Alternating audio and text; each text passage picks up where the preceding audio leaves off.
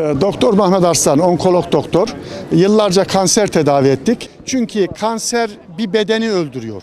Ama siyoni kanser bütün insanlığı öldürecek çapta, evsafta. Aslında vazifeyi iblisten almış. İblis satanizm olarak tezahür ediyor. Satanizm de siyonizm olarak şu anda Yahudiliği bile aratır halde Yahudilere bile düşmanlık eden bir küresel emperyalizm, faşizm ve siyonizm söz konusu. Bu nedir? Başta Filistin'i işgal ediyor. Yani bir invazyon. Sonra dünyanın değişik yerlerine metastaz sıçrama yapıyor ve aslında nükleer silahtan daha tehlikeli bir durum. Sadece bireyleri değil tüm insanlığı öldürecek, sadece dünya hayatını değil. Hani mesela nükleer silah sadece bugünü değil gelecek nesillere de tesir ediyor ya, aslında bu sadece dünyayı değil kurulacak yeni dünya düzenini, ahiret dünyasını da insanların çalan hırsızlık. Yani hem toprağını çalan, hem canını çalan, hem dinini, geleceğini çalan korkunç bir kanser. Önce bununla mücadele edilmesi lazım.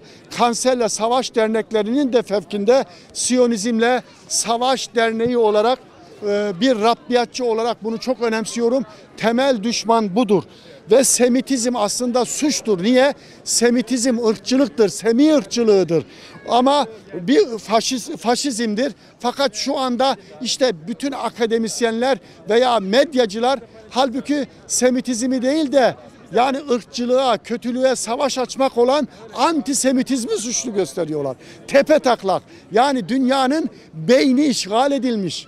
Genetik yapı bozulduğu gibi o beyinler işgal edilmiş. Mankurt akademisyenler, medyacılar. Şu anda gördünüz değil mi? İşte çocuklar katledildi, kadınlar. Ya nasıl bu insan rehine almak için veya askerleri esir almak için girdiği yerde çocukla, kadınla mı uğraşacak? Ya ama bunu bile Biden'a bile yutturdular. Biden da zaten onlarla beraber dünyayı baydı. İşte kanser tedavisinde olduğu gibi bunların kaynakları kurutulması lazım. Boykot dediğimiz olay bu. Önce dolar, bakın dolar tamamen bunlara çalışıyor. Amerika'ya bile değil, Siyonizme çalışıyor. Sana 5 kuruş kredi veriyor, tepe taklak attırtıyor seni ve her türlü nasıl kullanacağını belirliyor. Şu anda Kazakistan veya Azerbaycan petrolünü bile istediği gibi kullanamıyor. Ya ama adam silahı bile verirken istediği gibi kullandırtılıyor. Bu neden? Bu ekonomik bağımlılıktan dolayı. Ki dolar bunun en baştaki giden gücüdür. Dolar tamamen Siyonizme verilen karşılıksız bir kredidir. Bütün ülkeler haraca bağlanmıştır. Biz riba haramdır falan diyoruz da küresel emperyalizm daha riba, faiz haram kılınmadan önce Mekke'de küresel emperyalizm bahçeyi sahiplenenler kıssası vardır. İlk kıssa Kur'an'da. Bu yasak ediliyor. Hikaye derin. Dolayısıyla boykot şart. Boykot şart.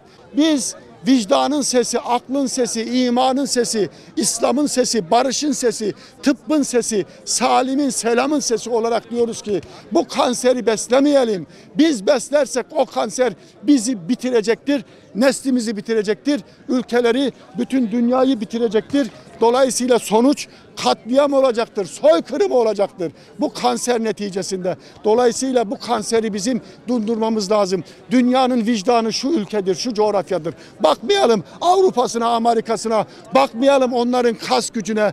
Kontrolsüz güç, güç değildir, felaket getirir. Avrupa şu anda teknolojiyi, Allah'ın ayetlerini çaldı, hırsızlık ediyor, gayrimeşru kullanıyor. Ama akıl yok, vicdan yok, iman yok. Dolayısıyla biz tıpçılar olarak, insanlık için çalışanlar olarak daha derinde insanlığın geleceği için, ahireti için, tüm dünya selameti için, selami için, İslami için bunu tavsiye ediyoruz. Yani bu kanser, Siyonist kanser birlikte tedavi edelim ve bu soykırımı durduralım.